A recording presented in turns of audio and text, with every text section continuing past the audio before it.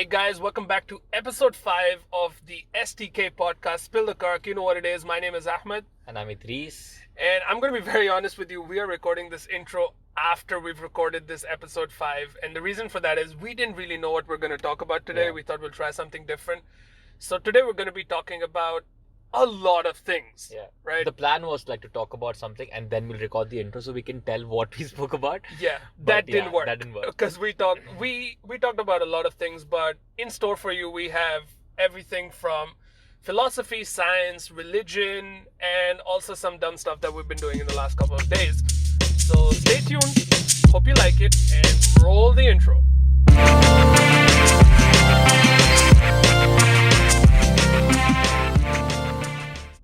Alright guys, welcome back to episode 5 of the Spill the Karak podcast. And today we're going to be talking about Randomness.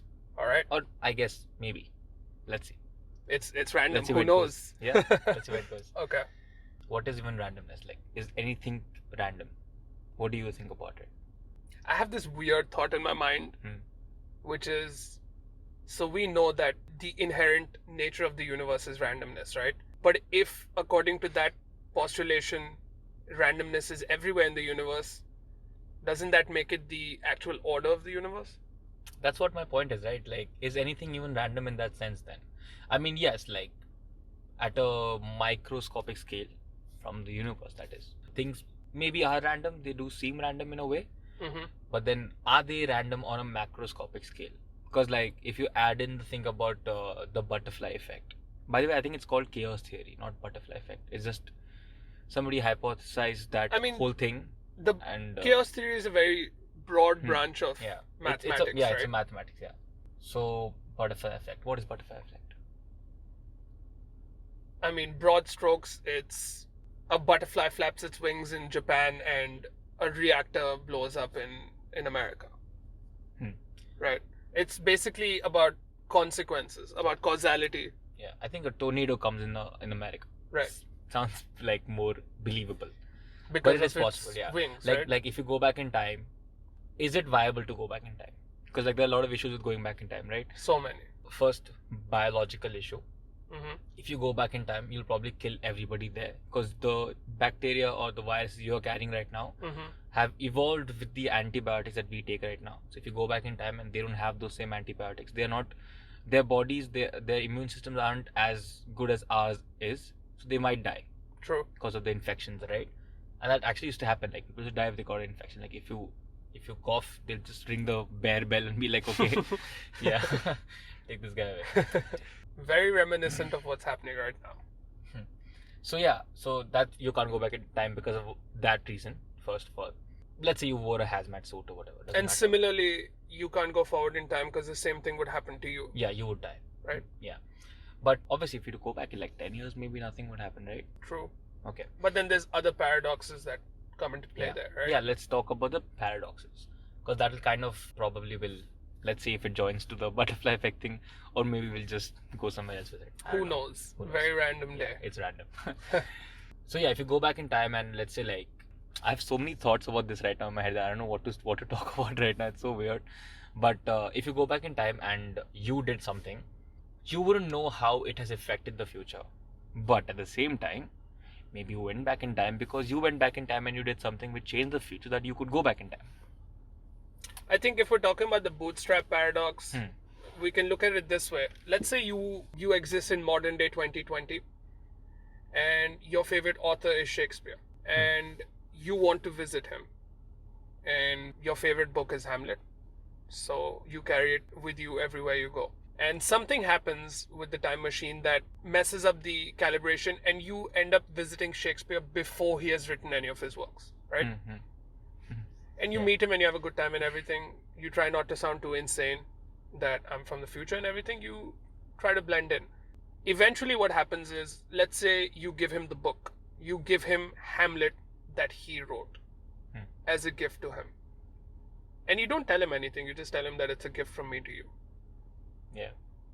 Let's say he plagiarizes the book, word for word, and publishes it as Hamlet by William Shakespeare. And that is the same Hamlet copy which you have been decades down the line is passed on to you. Yeah. The bootstrap paradox is, if that happens, then who actually wrote the book? Right. Where's the beginning of the loop? What if coronavirus is there because somebody traveled back in time? It's possible. I'm not against that. I like to think. I think the thing with these sort of, I'm not going to say conspiracy theories, One but second, these, let me get my tinfoil hat here. the thing with these, not conspiracy theories, but these outlandish reasons for mundane things, the reason we find it so easy to accept them is because if not, for example, corona happened for an exterior reason, like someone came back from the future, if not that, then the answer is it happened for no reason at all. It Yeah. happened because things are random. That's the thing with us, right? Like, we need to give things a reason. We need to. That is why these conspiracy theories, right? They are so popular because when someone tells you, These conspiracy theories. yeah, like, Guys, Idris is wearing a tinfoil hat at this moment. yeah, the guys who believe that we went to the moon and stuff like that. So, okay, so the guys who believe that we didn't go to the Did moon, you right? just say? Yeah, yeah. For clarification, Idris just said the conspiracy theorists like the guys who believe we've been to the moon. Why not, dude? So, yeah, people who believe that we did not go to the moon, they believe it so deeply that some of them like live by that belief, kind of, true. right? Which is like, why? It doesn't even bother. It doesn't even bother you. It doesn't matter to you why, but they do. You know why? Because what I think is that because for them to believe that we did go to the moon is like so far off that it's easier to believe that the whole thing for the past 60 years has been faked. And also, we need, if you think about it, we need reasoning, we need validation, we need importance to things, right? The moon landing in particular is, at that time at least, was pretty inconsequential. It was just a space race between America and the USSR. It was inconsequential in the sense that the motivation was wrong, right? Yeah. Okay. It was just to beat them in a race, and that wasn't the case either. The Americans just did what they're so good at. So basically what happened is, Russia had the first animal in space, the first satellite in space, the first human being in space. And if you think about it from the perspective of a space race, it should be over, right? Yeah. But America was like, no, we got the first man on the moon, so we win. Yeah. And it was 10 years after Russia did all of those things. It was 10 years after, yeah. And even like till very recently, Americans have been renting the Russian space shuttles or something. They rent from Russians. I know that much. I think it has something to do with the International Space Station or something, right? Like something in orbit. That's a collaboration amongst like, I don't know, a lot of countries. Yeah, okay. Countries. Yeah. But yeah, they do rent something from Russia to go to space. Each time America has been gone. I feel so weird. Like when it comes to America, we always like, yeah, we have. No, it's America. Hello, we are not Americans. We're Indians, guys. We have not been liberated yet. Yeah. So yeah, we start with randomness. So what is randomness? First, let's dive into the philosophical aspect of randomness. Do you believe, before we get into that, do you believe that the inherent workings of the universe are random? Are you a believer in, okay, this is a better way to put it. Are you a believer in entropy or a nihilist? Okay, I'm gonna not choose any one of those for now, because I do believe in God. Okay, true. So I cannot be on that side of the argument that I do believe in some form of randomness in that way. But I believe in God in the way that the randomness that we talk about, that we see, observe, is God. The entropy of the universe. Right, yeah. Like the fundamental forces. That's the intellect of the universe, the randomness, quote unquote. Okay. And that intellect is either God or like something from God. Okay. Right? That's what my belief is about the universe. The forces behind the curtain. Yeah. Okay. But yeah, you asked me two things. What are they? Would you identify yourself as more of a nihilist or someone that believes in the entropy of the universe? Explain to me both of them. Explain to me what. So entropy is randomness, right? Like the general tendency of the universe in a system of chaos, right? And of all systems. When I say the universe, I mean basically where we live, right? That it increases. Chaos increases. The chaos increases. It tends to, right?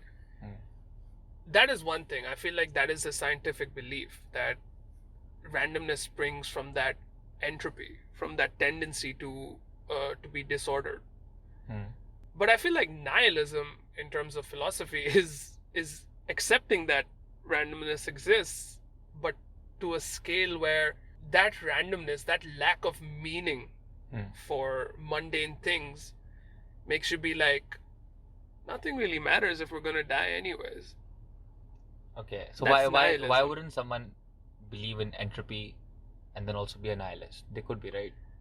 If you are a nihilist, you do believe in entropy, You have to. which is why you are a nihilist, right? Yeah, I feel like I am a bit of a nihilist, like in that way that I mean, see it in his cold, dead eyes.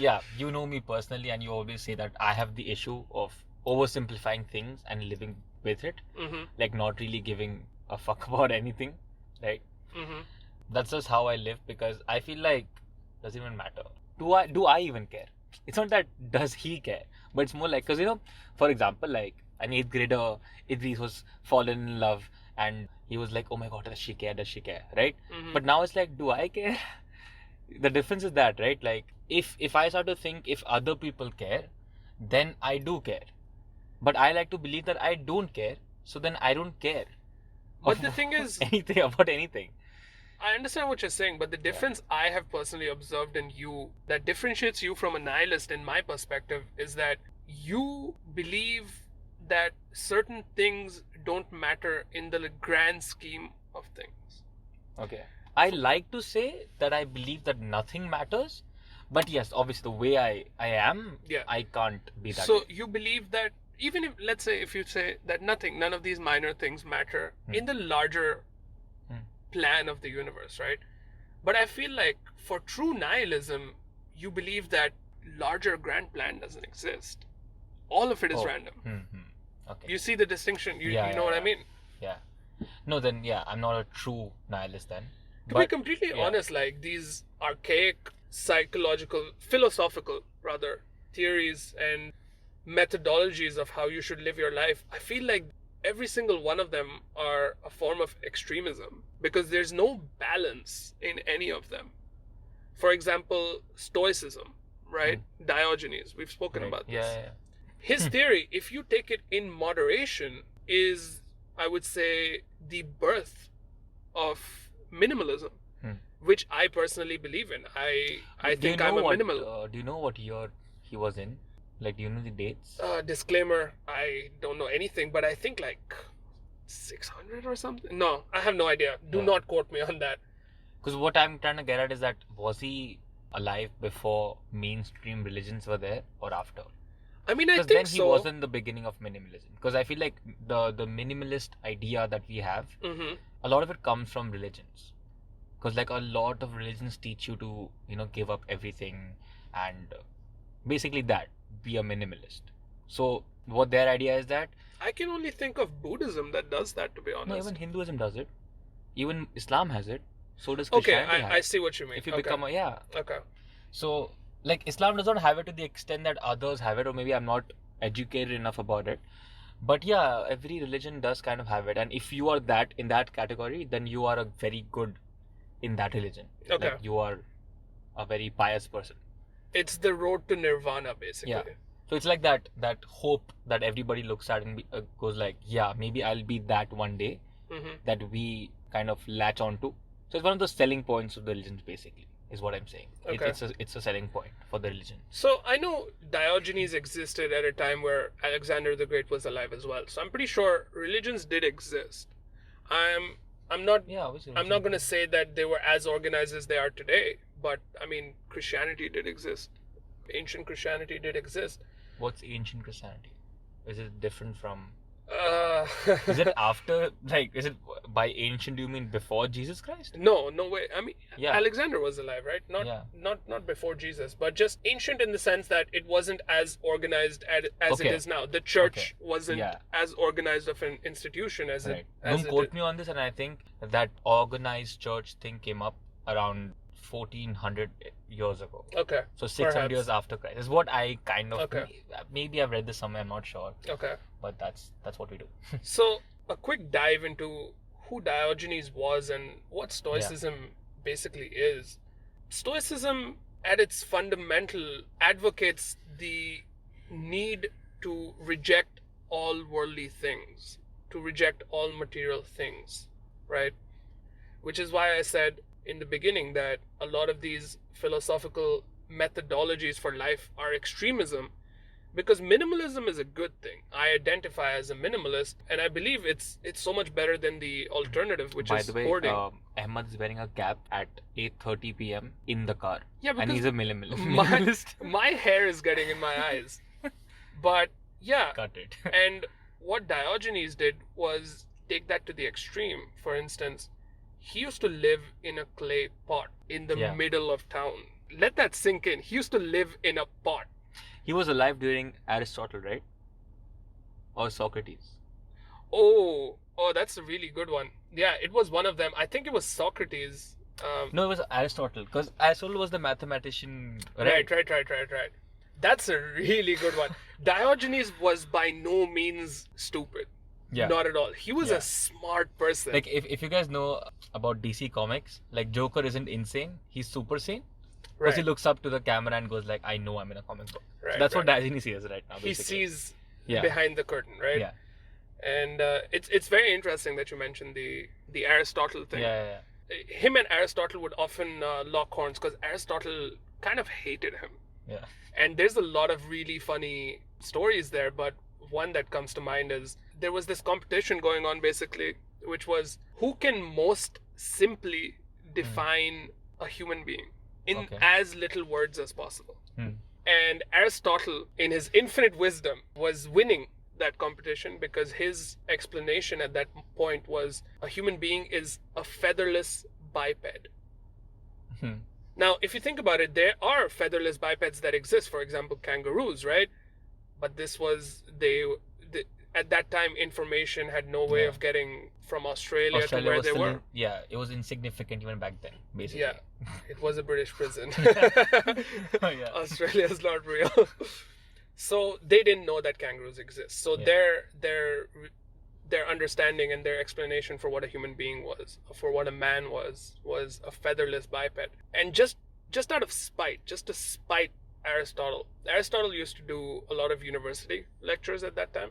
Diogenes burst into one of his classrooms whilst he was giving his lecture with a chicken off of whom he had plucked the feathers. And Diogenes threw the chicken into the classroom and exclaimed, "Look, a human." So he wasn't Yeah. stupid. He was really smart. But I feel like he just took things too And I think extremely. Diogenes was alive during the time of Alexander the Great. He was that, yes. And there was a story where, like, so he became quite popular because he was like this weirdo who would eat rotten meat because minimalism, and he would pee and shit in the same place that he would stay in, and he would basically live in a clay pot, like legit, in the middle of the whatever town, right?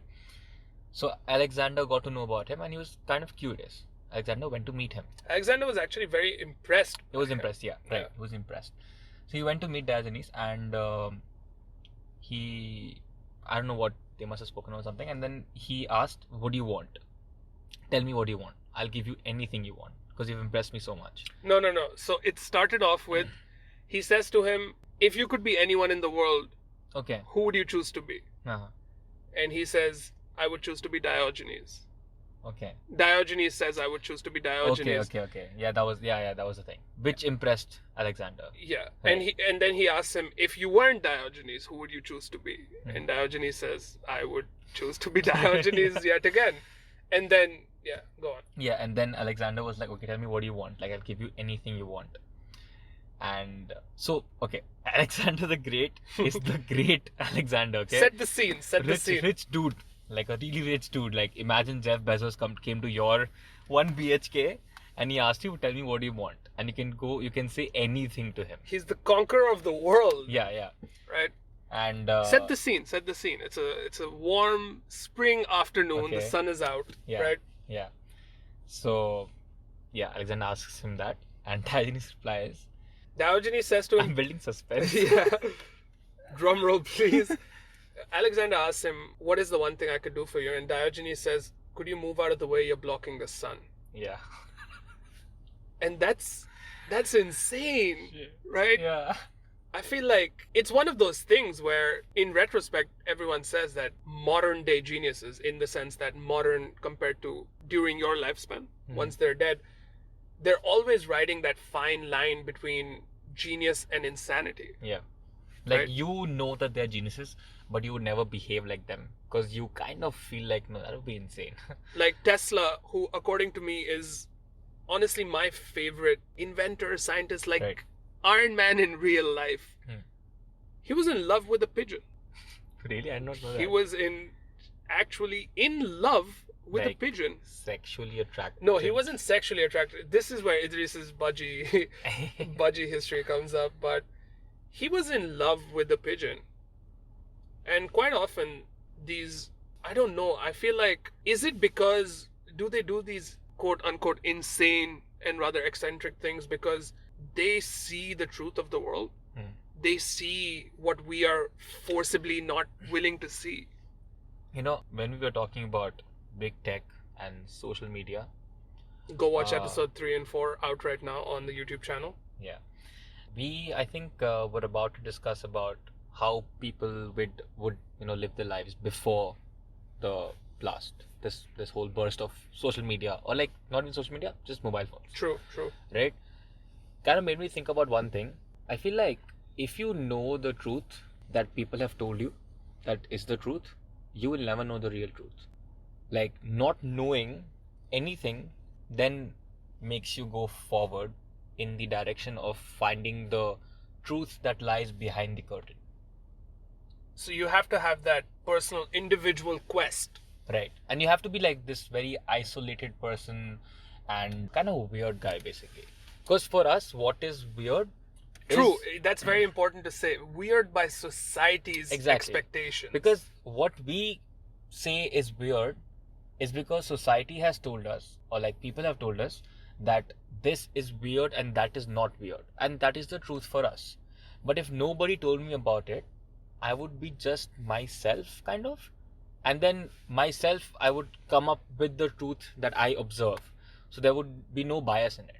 I agree. I like to Right? believe that. Yeah, I like to think that too. I do very strongly agree with the fact that if you get your truth from somewhere else, other than from within, Yeah. it's not the truth. It's biased. It's a truth. Maybe, yeah, maybe it's a truth, but it's not that big of a deal, basically. It's not like, for example, Einstein would have never come up with the whole space time fabric kind of thing, right? If he had opened his ears, how much we have right now, and heard other people and listened and believed what they say, and then just lived with it. No, he was like, no, there has to be some. I mean, obviously he's a mathematician and a physicist, and he knows like calculations and there's all of that, right? But if, let's say, you would remove any of those things, and let's say Einstein wasn't any of those things, and he just was he just was a guy who came up with this idea that what if the world is that, without any maths behind it. True. Right? The only way he could have come up with that would be if he didn't listen to anybody else of what they think it is. True. So my point, and I think it's even more relevant in Einstein's example because he was something that not a lot of people are. He was a successful religious scientist. Yeah. Which in itself, according to a lot of people, is an oxymoron because of these ideas that society propagates, right? Yeah. That religious people cannot ask questions. It is because God says so, and scientists cannot be believers in God. I think people believe or kind of know this thing that religious people don't ask questions or cannot ask questions, because that's what the general idea that people have is about religion, that do not ask questions. And it's, I think, there in them because they have been taught that not by the religion but the people of the religion, the ones who are propagating it, right? Yeah. So because those guys cannot answer those questions. True. And they just don't want to, like, for example, Galileo was locked up, right? By the church, because the church realized at the time that if people start thinking about these things and they come to us with these questions, we can't answer them because we don't know them. So if they go to him, then who are we? So we don't want that. So that is why he was locked up. So things like that. So like Einstein, I think it's Einstein's quote that religion and science is the other two sides of the same coin, right? It's his quote. I have no idea about this, but I feel like you have said this very line to me Yeah? before, so I think matter. maybe my truth is we what know. you have told me. Okay. We anyways do know that he was a religious guy. And what if maybe. So he hated quantum mechanics, right? Because of the uncertainty in it. True. He was like, that can't be it. Because like there is a God, so it can't be this. It can't be so random. But what if maybe he still kept his religiousness while being a scientist because of the randomness that we observe or he observed at the time? That what if this is God? I think there's a very interesting parallel that we can never know for sure, of course, Yeah. because he doesn't exist anymore. But according to me, you and him share, and me too, share this set of beliefs. For example, when we began this conversation, you said that according to you, your belief system, your God, is that fundamental force, right? Yeah. I think that's what God looks like, basically. Einstein spent his life looking for the quote-unquote God equation. Right. Yeah. I'm not saying, again, it is not my place to formulate truths for other people to believe in, but it's just something I like to believe in, that he was a believer in a similar... Dude, like, if you think about it, obviously God has to be a higher dimension being, I right? just lost my train of thought right now because we're in a parking lot and I thought I saw someone almost run over someone else. It was really weird. Sorry. Yeah. Yeah, so obviously, like, we have to kind of conclude that yes, God has to be a higher dimension being, Of course. right? What if his ways... Higher dimensional thing. Right. I think even being is... Right. Yeah, entity, right. So what if, however or whatever he does is random to us because we don't understand it. True. We don't have the eyesight for it. Ants don't understand how we build houses. Yeah. Well, we kind of look at ants and build our houses, but okay. Okay. True. We look yeah. at them to build colonies. Yeah. No, but there was this thing in Malaysia or somewhere where they do a lot of those eco-friendly buildings, and they looked up an ants colony and saw how they ventilate. Oh, for structural integrity? Yeah. Okay. No, ventilation for like keeping the building cool. Oh, okay. Without a lot of ACs and all of that. Broke. So yeah, God, random, weird. I want to ask you something. This is a shower thought that I had today, and interestingly enough, you spoke about the butterfly effect, and the example you chose to go with is a butterfly flaps its wings and a tornado is created in North America, right? The implication is that wind is created and all of that. I had this really weird shower thought today, which was, where does wind come from? Yeah. Let me rephrase. Where does wind start? Yeah. It doesn't start, dude. Okay, think about this, right? Think of a ball that is covered in water, right? And somehow it's levitating, okay? And the water also is very neatly coating the ball. It's not dripping. If you spin the ball, wouldn't the top of the water look normal, but inside there would be some form of turbulent flow? There would be, right? Because the balls... I guess so, yeah. The ball and the water would have traction, right? So it would make the water from beneath the surface tension kind of have a flow, turbulent flow. Okay. That's wind on Earth. Because the Earth is the ball and our atmosphere is the water, which is... So moving. I googled this, right? Okay. Tell me why I'm wrong. No, I'm not going to say that. Am I though? I'll tell you what the in general explanation was. It was okay. pretty similar to what you're saying. In general, I was really disappointed because I wasn't satisfied. The answer was that in general, wind comes from blah blah blah, like meteorological answer that wind comes from when there's a pressure difference in an area, high pressure, low pressure, wind flows. Yeah, here's my issue. There's a pressure difference between, you know how pressure works, right? Like Something Okay. flows from In a between region what? of higher concentration to a lower Yeah, concentration. yeah. Where did the initial wind come from? Again, this is just shower thoughts.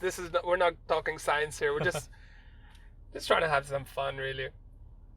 But yeah, that's one that really got to me. It's like, can you get the highest common factor of one number? You can't, right? So there has to be another thing. I'm gonna go ahead and give you a brief insight into why Idris chose that answer, that particular example. So yesterday we were sitting in a coffee shop and we decided, you know what's fun? You know what we haven't done in a while? Felt bad about ourselves. So Idris bought with himself a question paper of a BBA student. I bought with myself 5 questions from med school and a couple of questions from 10th grade chemistry and physics. Now, huge disclaimer, a couple months ago, my brother had his year 10 board exams, and after he did his math paper, I took his question paper from him, and the first 8 questions were 1 mark MCQs. That was a 1 mark question? Yeah, Idris and I couldn't solve any of them. All right, so this is the disclaimer. So we sat down yesterday. The BBA questions, for the life of me, I can't tell you how wrong we were because I did not understand anything. And initially I tried to understand when Idris was explaining to me, but eventually it got to a point where I realized he doesn't know what he's talking about. Which is fine. You didn't know.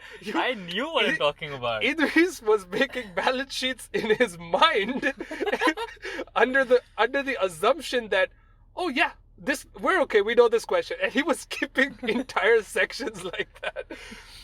We got to medicine. I'll be honest, Idris thought I was a genius. I didn't know anything either. No. I didn't know anything either. See, the thing medicine does, right? They put these really like confusing words that mean the simple thing. Simple things, true. And then you ask me, oh, choose one of these 4 really complicated words. I'm like, dude, I don't know any of the words, what they mean. Newsflash, neither do I. Okay, so we did a pretty good job on physics and chemistry, right? We did a pretty good job. We reached math, and there was one question. It took us an hour and a half. Yeah. Okay. Here was the question. Feel free to do this by yourself at home. The question was, there's 2 numbers. I think it was 72 and 56. Yeah. Right? There's 2 numbers, 72 and 56. Their highest common factor is D, the letter D, the variable D. Find values for x and y such that 56x plus 72y equals D. Right. I have no shame. I'm going to go out there and say it. It took us like 45 minutes to understand how to prime factorize something. Like we knew prime factorization. No idea how to get a highest common factor, right? Yeah. We don't even know what HCF is. Yeah, and the big issue is, like, as you can see, we began with the universe. We're talking about a math paper. We went off on such an insane tangent that in between we caught ourselves and we were trying to formulate equations to find the highest common factor between 2 numbers where you cannot prime factorize them because they're so large. Newsflash, did not work. We are not good at math. Yeah. It took us an hour and a half to solve it.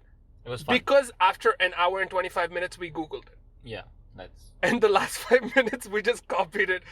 Yeah. And then one of us had to act like the smart one and go like, oh, okay, of course, this is it what makes it is. sense. And see, I'll teach you. Like, bro, you have the phone in your hand. You're looking at it. Obviously, I don't know what it is. That was me. I taught it in the last 5 minutes. To be completely honest with you, if you change the numbers and gave me 2 different numbers, I don't think I can do it even now. I can do it. I'm not sure. I remember quite. Thing is, the last part, the algebraic equation with 2 linear variables, I don't know how to solve. Like, I have had a problem solving them since like 8th grade. I know that part, but I had issues with, where we had to get creative. And we had to make sure that the equation ends up with the 56 and 72. I think I would struggle with that. But yeah, so dude, the worst part is I remember feeling that HCF is easy, LCM is difficult, lowest common multiple. I don't know how to do LCM. Yeah, neither do you. Let's do it today. Like, yeah, that's what we're gonna do today. Not really sure how this tangent began. Yeah, because we went off on a complete Alice in Wonderland thing here. But yeah, that's basically just a quick podcast. Wanted to talk about life, philosophy, Just things that we're like, doing. this is what we basically talk about every day. It's not one thing. Like, I don't know what is going to be the caption on this video right now. Like, what did we talk about? We don't know. I think I'm gonna clickbait Alexander the Great. Here's what Alexander the Great didn't want you to know. Or like Alexander the Great and Diogenes' conversation gone wrong. Or it could be anything, right? Like, random.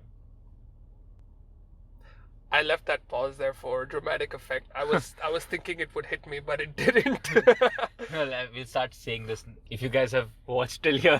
It's like, yeah, if you guys have watched till here, leave in the comments random. But yeah, that's all for today.